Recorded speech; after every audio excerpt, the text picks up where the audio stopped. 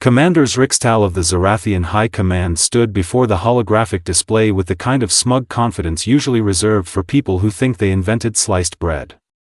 His 3 eyes gleamed with what he probably thought was tactical genius as he gestured toward the blue marble rotating innocently in the center of the room. "Gentle beings," he announced, his mandibles clicking with satisfaction, "today we solve the human problem once and for all." The assembled council members leaned forward, their various appendages, tentacles, and sensory organs focused intently on the presentation. Admiral Krell 9, a gelatinous blob of bureaucratic ambition, wobbled with anticipation. "Our psychological analysts have been quite thorough," Zrixtal continued, pulling up charts that looked impressive but were essentially fancy guesswork. "Humans are emotionally fragile creatures. They panic over trivial matters. They have anxiety about things that have not even occurred yet. Some of them are afraid of public speaking, for crying out loud." A ripple of amused clicks and chirps echoed through the chamber. "Our projections indicate," he tapped a claw on the display, bringing up a graph with a very official-looking downward trend, "that a single orbital strike will cause widespread hysteria. 2 strikes, and their governmental systems will collapse. 3 strikes, and they will be begging us for terms of surrender." "And if they do not surrender?" asked Counselor Vexenar, who had the annoying habit of asking logical questions. Zrixtal's eye stalks swiveled in what might have been the alien equivalent of an eye roll. "Then we will simply continue until they do. According to our data, humans have something called social media where they complain about everything from weather to the texture of their food. They are clearly not a resilient species. The intelligence report did mention they have survived numerous self-inflicted disasters," Vexenar pointed out, "because apparently they enjoyed being that person in every meeting." "Barely," Zrixtal dismissed with a wave. "And always with significant trauma and lasting psychological damage. Trust me, colleagues, this will be the easiest conquest in galactic history. We strike at their largest population center, and within hours, they will understand the futility of resistance." He turned to the weapons officer, his posture radiating the kind of unearned confidence that comes right before the universe decides to humble you. "Charge the orbital cannons. Target coordinates, New York City, North American continent. Let us introduce these humans to galactic reality." The weapons officer saluted and began the firing sequence. "Today," Zrixtal declared, "we teach humanity the meaning of fear." Narrator's note: they really should have done more research. The orbital strike hit Manhattan at approximately 2:47 p.m. Eastern Standard Time, vaporizing a 3-block radius in Midtown and sending a shockwave that shattered windows for miles.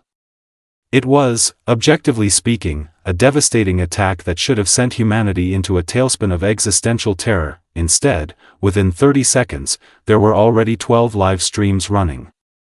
Oh my God, are you guys seeing this?" shouted Tyler Morrison, a college student who had been getting coffee when the sky literally exploded. His phone camera shook as he ran toward the destruction rather than away from it, because apparently self-preservation was optional. "Guys, aliens are real and they just blew up the Starbucks. The Starbucks, people. This is personal now." His stream already had 50,000 viewers. On the other side of the blast zone, food blogger Jenny Martinez was providing what could only be described as play-by-play commentary. "So, this is definitely not the kind of heat I was expecting to cover today, but here we are. You can see the crater behind me. There's some kind of weird green residue. Honestly, it smells like burnt electronics and regret. I'm giving this invasion attempt a 3 out of 10 for originality." The comments section was already filling up faster than the emergency services could respond. "Alien invasion wasn't on my 2026 bingo card, but okay, they really chose New York? Do they know how expensive real estate is here? We're going to bill them for this. My commute was already terrible and now this. Somebody check if the pizza place on 34th survived. That's all I care about." Within 15 minutes, the hashtag #AlienFail was trending worldwide, narrowly beating out New York Strong and Bill the Aliens. Meanwhile, the actual emergency response was proceeding with the kind of irritating competence that comes from dealing with everything from terrorist attacks to giant lizards to that one time a portal opened in Central Park. FDNY trucks were already on scene, NYPD had established a perimeter, and the National Guard was mobilizing with a speed that suggested they had been waiting for something like this. "This is Captain Rodriguez, we've got the area secured and casualty count is lower than expected," came the radio chatter. Apparently most people saw the energy buildup and just casually walked away. One guy stopped to finish his hot dog first. At the United Nations building, which had been specifically not targeted probably because even aliens understood diplomatic immunity, Ambassador Marcus Chin stood before the Emergency Galactic Council session with the expression of a man who had seen too much nonsense to be impressed by more nonsense. The holographic projection of Commander Zrixtal flickered to life, all three eyes blazing with what he probably thought was intimidating authority. "Human representative, your species has exactly one rotation of your planet to surrender unconditionally, or we will be forced to escalate our actions." Marcus Chin took a long sip of his coffee, which had somehow remained hot throughout this entire crisis, and raised an eyebrow. "Let me get this straight. You attacked New York City, caused approximately $4 billion in property damage, killed 17 people, may they rest in peace, and you think this is going to make us surrender? Your psychological profiles indicated mass hysteria and governmental collapse," Zrixtal insisted, though his voice had gained a slight note of confusion. Chen glanced at his tablet, where the alien fail hashtag was now accompanied by a trending meme of the explosion edited to look like a gender reveal party gone wrong. "Commander, I don't know who did your psychological profiles, but I think you need to fire them. Here's our official response: please stop littering our orbit with your debris. The cleanup costs will be sent to your council. Have a nice day." He ended the call. Zrixtal stared at the blank screen, his mandibles hanging slightly open. This was not going according to plan. Commander Zrixtal paced back and forth across the bridge of his flagship, his eye stalks twitching with a level of agitation that concerned his crew.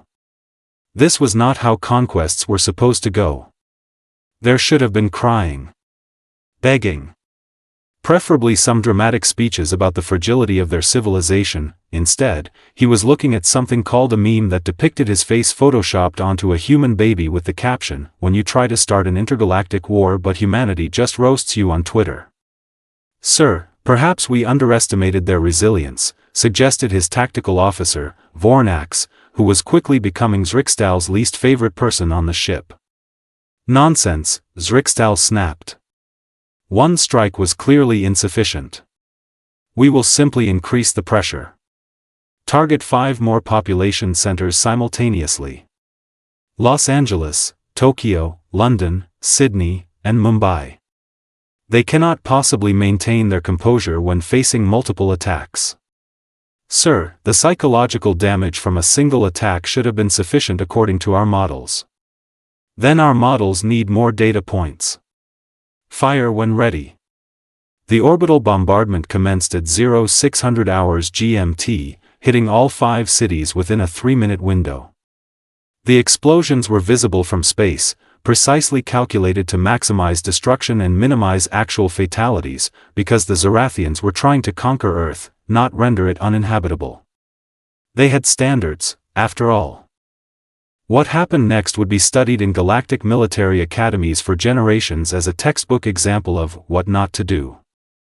Within an hour, humanity had turned the entire invasion into a spectator sport. ESPN interrupted regular programming to provide live coverage with actual sports commentators. "And there's the strike on Mumbai, that's a solid 7.5 on the destruction scale, but I've got to say, Jim, their aim is getting sloppy. That was at least 2 kilometers off from the city center." "Absolutely, Mike. You can see the Zorathians are showing some early campaign jitters. The Tokyo strike had much better precision, but honestly, the follow-through on the London bombing was just lazy. Bombing bingo cards appeared online within 20 minutes, with squares like, hits a Starbucks, takes out a government building, misses the city entirely, and the coveted center square accidentally hits their own ship. People were filling them out in real time, posting their near wins and celebrating corner victories. Social media was, predictably, having the time of its life. Round 2 and humanity is still undefeated. Aliens are really struggling with their ground game here. The aliens chose London during tea time. That's not warfare, that's just rude. Tokyo strike drinking game. Take a shot every time the aliens miss their target. Update. Please send help. We're too drunk. My bombing bingo card is 1 square away from a win. Come on aliens, hit the pizza place. The global stock markets did experience a brief moment of panic, dropping approximately 3% across major exchanges. Financial analysts held their breath, waiting for the collapse. Then someone pointed out that asteroid mining stocks were absolutely soaring because humanity now had access to 5 crashed alien vessels full of exotic materials and advanced technology. The markets recovered within 2 hours and actually closed up for the day. Commanders Riksdal watched the economic data with growing horror. They are treating our assault as an economic opportunity? Sir, Vornak said carefully, I believe one of their phrases is applicable here. We might have kicked a hornet's nest. Hornets are small insects. Humans are supposedly civilized beings. Sir, I do not think humans received that particular memo. Deep beneath the Pentagon, in a room that officially did not exist, Dr. Jennifer Park stared at a piece of alien hull plating while eating a sandwich. Next to her, General Raymond Thompson reviewed tactical displays with the casual demeanor of a man watching his favorite sports team. So, Jennifer said, gesturing with her sandwich at the alien metal, turns out their shielding technology is basically just really fancy electromagnetic manipulation. We had the theoretical framework for this in the 1990s, we just never bothered to build it because we were too busy inventing the internet and arguing about it. How long to replicate it? Thompson asked, not looking up from his display. Eddie's team in Lab 7 already has a working prototype. They finished it during lunch. Apparently one of the graduate students treated it like a caffeine-fueled hackathon project. She took another bite. We'll have it combat-ready by Thursday. Maybe Wednesday if we skip the proper testing protocols. And the weapon systems? Embarrassingly simple. It's like they never considered that someone might shoot back. Their plasma cannons are powerful but slow to charge, and the targeting systems have a weird lag that our AI can exploit easily. Honestly, General, I'm almost offended by how easy this is. Thompson finally looked up, a slight smirk on his weathered face. Should we tell them that we've been inside their systems since the first attack? Jennifer's grin was positively wicked. Oh, you mean the thing where Lieutenant Chen's cyber warfare team hacked their flagship while eating leftover Chinese food? That would be the one. Nah. Let's keep that as a surprise. As if on cue, Lieutenant David Chen burst into the room, laptop under one arm, energy drink in the other hand. General, Doctor, you're going to want to see this. We just accessed their internal communications, and oh man, they are losing their minds up there. He pulled up a translation of the Zarathian command channel. The conversation was a beautiful symphony of alien confusion and frustration. How are they tracking our fleet movements? Unknown, Commander. Our systems show no breaches. Then how did they know we were going to strike Mumbai before we struck Mumbai? Perhaps they are more technologically advanced than we assessed. They still use combustion engines in some of their vehicles. Combustion. With fossil fuels. How can they possibly? Lieutenant Chen paused the playback. It gets better. They've been arguing about this for 3 hours. Also, we may have accidentally changed their flagship's internal temperature to uncomfortably warm. And possibly replaced their cafeteria menu with pictures of human food. The taco one really seemed to upset them. Accidentally? Jennifer asked with mock innocence. Very accidentally, Doctor. These things happen when you're poking around in alien computer systems. Terrible shame, really. General Thompson stood, straightening his uniform. All right. I think it's time we let them know we've been watching. Lieutenant, send them a message. Official military communication, sir? No. Email. Use the template from HR for minor policy violations. 10 minutes later, Commander Zrikstal received a message with the subject line, Orbital debris and invasion protocol violations. Dear Commander Zrikstal and the Zarathian High Command, we hope this message finds you well. We are writing to inform you that your recent military activities have generated significant orbital debris in Earth's atmosphere. As per Galactic Environmental Regulations Section 7, Subsection 42, invading forces are responsible for cleanup costs. Additionally, we have noticed several protocol violations. 1. Failure to file proper invasion paperwork, Form GC 2847-B. 2. Unauthorized weapons discharge in populated areas. 3. Cybersecurity negligence. We have been in your systems for approximately 3 weeks. Please remit payment of 47 billion credits for debris removal, or we will be forced to escalate this matter to the Galactic Better Business Bureau. We have attached a detailed invoice, several screenshots of your internal communications, and a helpful guide on improving your firewall security. Regards, Earth Defense Coordination Department of Mild Inconveniences P.S. Your tactical officer Vornax was right. You did kick a hornet's nest. Commander Zrikstal read the message 3 times, each reading accompanied by a color change that his species only exhibited during extreme stress. They have been in our systems for 3 weeks, he whispered. Apparently, sir, Vornax replied, because the universe had decided he would be the bearer of all bad news today. What else do they have access to? As if in answer, every screen on the bridge suddenly displayed a human waving cheerfully at the camera. Everything, sir. They have access to everything. The counteroffensive began at precisely 1,400 hours, though calling it a counteroffensive was generous. It was more like a carefully choreographed demonstration of why you should never underestimate a species that invented nuclear weapons and then immediately pointed them at themselves for practice. General Thompson stood in the command center, coffee in hand, watching the tactical display with the satisfaction of a chess player announcing checkmate. All right, people. Let's show our new friends what happens when you mess with a species that weaponizes everything, including our sense of humor. Activate the satellites. Sir, just to confirm, said Major Williams, we're activating the weather monitoring satellites? The very same satellites that are definitely, absolutely, 100% only for weather monitoring and nothing else, Thompson replied with the kind of straight face that fooled absolutely nobody. Around Earth's orbit, 47 satellites that had been innocently collecting meteorological data suddenly unfolded like mechanical flowers, revealing an array of weapon systems that would make a sci-fi writer weep with joy. Railguns, missile pods, directed energy weapons, and what appeared to be a giant microwave emitter that nobody wanted to explain. Weather monitoring satellites, sir? Yes, Major. We monitor the weather on hostile alien ships. It's a very specific meteorological condition called about to have a bad day. The Zarathian fleet detected the activation immediately. Alarms blared across every ship as their sensors registered the sudden appearance of weapons platforms that absolutely should not have existed. Commander, Vornax reported, his voice climbing several octaves, the humans have weaponized their orbital infrastructure.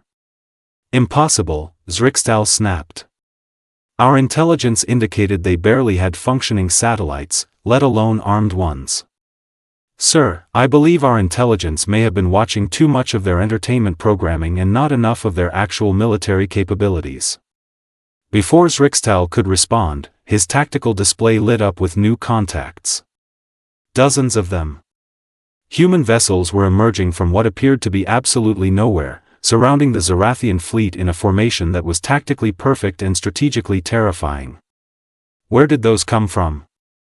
Zrikstal demanded. They were apparently hiding behind their moon, sir. And several were cloaked using technology they claim they reverse-engineered from our ships during lunch break yesterday. During lunch break, Zrikstal repeated flatly, the human fleet was an eclectic mix of retrofitted civilian vessels, hastily militarized spacecraft, and several ships that looked suspiciously like they had been built specifically for this moment. One particularly large vessel had "Earth Says Hi" painted across its hull in letters visible from orbit. Then, humanity delivered its ultimatum in the most human way possible. Every screen on every Zarathian ship simultaneously switched to a TikTok video. Ambassador Marcus Chen sat in what appeared to be a comfortable office chair, drinking coffee from a mug that said, "World's okayest diplomat." "Hey there, Zarathian High Command. Marcus Chen here. So, couple of things. First, thanks for the free alien technology, we've really enjoyed taking it apart and making better versions. Second, you've got about 30 minutes to leave our solar system before we turn your fancy fleet into the galaxy's most expensive scrap metal." He took a sip of coffee. "Now, I know what you're thinking. How did these primitive humans suddenly have all this military hardware? Well, funny story. Remember all those times your intelligence agencies reported that humans spend most of their time arguing on social media and watching cat videos? That was still happening. We're excellent multitaskers. We can have existential debates about pizza toppings while simultaneously building weapons that violate several intergalactic treaties." Chen leaned forward, his expression shifting from casual to deadly serious. "You targeted our cities. You killed our people. You thought we would panic and beg for mercy. Instead, we memed you into oblivion, hacked your systems, stole your technology, and surrounded your fleet. So here's the deal, you leave now, you pay for damages, and we all pretend this embarrassing incident never happened. Or, option 2, we demonstrate exactly why humans have approximately 47 different words for various types of explosions. Your choice. You've got 30 minutes. The video ended with Chen holding up a timer showing 29:58, 29:57, 29:56. Commanders Riksdal looked around his bridge at his crew, who were all very deliberately not making eye contact with him. "Strategic retreat," he finally said, his voice hollow. "Full speed. Get us out of this cursed system." As the Zarathian fleet began its hasty withdrawal, human live streams lit up across every social media platform. "Ladies and gentlemen, we are witnessing history here. The alien fleet is, and I cannot stress this enough, running away. Breaking, aliens discover humanity's favorite pastime is spite-based engineering. More at 11. The Zarathian fleet is leaving at approximately, let me check, yeah, that's definitely the speed of, we made a huge mistake. Shout out to Lieutenant Chen's cyber warfare team for the epic hack. Absolutely legendary." The alien ships accelerated toward the edge of the solar system while humanity watched, commented, and of course, turned it into a drinking game. The emergency session of the Galactic Council was, by all accounts, the most uncomfortable gathering in the organization's 3,000-year history. Representatives from 47 species sat in various states of shock as Ambassador Marcus Chen stood at the central podium, looking like a disappointed teacher who had just caught the entire class cheating. "So," Chen began, pulling up a holographic display, "let's talk about what just happened. The Zarathian High Command, with the implicit approval of this council, decided to launch an unprovoked military assault on Earth based on what I can only describe as catastrophically bad intelligence gathering." He clicked through several images, the bombing sites, casualty reports, and perhaps most damningly, screenshots of the Galactic Council's pre-invasion meeting notes. "Your tactical assessment classified humans as technologically primitive, emotionally fragile, and unlikely to mount effective resistance. I'm curious, did anyone actually study human history before approving this invasion? Because a 5-minute search would have revealed that humans have survived ice ages, plagues, world wars, and the invention of reality television. We are aggressively difficult to get rid of." Councillor Vexenar, who had opposed the invasion from the start, managed to look both vindicated and exhausted. Commander Riksdal was notably absent, having submitted his resignation and quietly retired to a distant colony where nobody knew about his spectacular failure. Furthermore, Chen continued, "Your intelligence agency somehow missed that humans have been spacefaring for decades, have functional AI, and possess enough nuclear weapons to render our own planet uninhabitable several times over. If we're willing to build weapons that could destroy ourselves, what made you think we wouldn't build weapons that could destroy you? The Galactic Council chamber was silent except for the awkward shuffling of various appendages. Now, let's discuss reparations. Chen pulled up an itemized list that made several counselors visibly wince. 17 billion credits for reconstruction, 5 billion for medical care and victim compensation, 3 billion for emotional distress, and 2 billion in punitive damages for general inconvenience. We're also keeping all the alien technology we salvaged. Consider it a consulting fee for the lesson we just provided. As if in answer, every screen on the bridge suddenly displayed a human waving cheerfully at the camera. Everything, sir. They have access to everything. The counteroffensive began at precisely 1,400 hours, though calling it a counteroffensive was generous. It was more like a carefully choreographed demonstration of why you should never underestimate a species that invented nuclear weapons and then immediately pointed them at themselves for practice. General Thompson stood in the command center, coffee in hand, watching the tactical display with the satisfaction of a chess player announcing checkmate. All right, people. Let's show our new friends what happens when you mess with a species that weaponizes everything, including our sense of humor. Activate the satellites.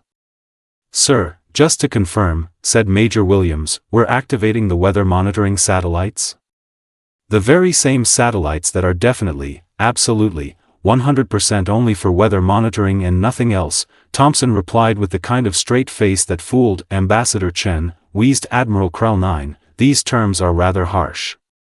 You literally bombed 6 of our cities, Chen replied with the patience of a saint.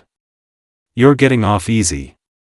We could have demanded regime change, territory concessions, or forced you to sit through our entire reality TV catalog. Trust me, you want to take the credits option. The council voted unanimously to accept the terms. By the end of the week, the Please Don't Try to Invade Earth Again treaty had been drafted, signed, and ratified by every member of the Galactic Council. The official title was significantly longer and more diplomatic, but everyone called it the PDTTTIEAT, pronounced, don't even try it.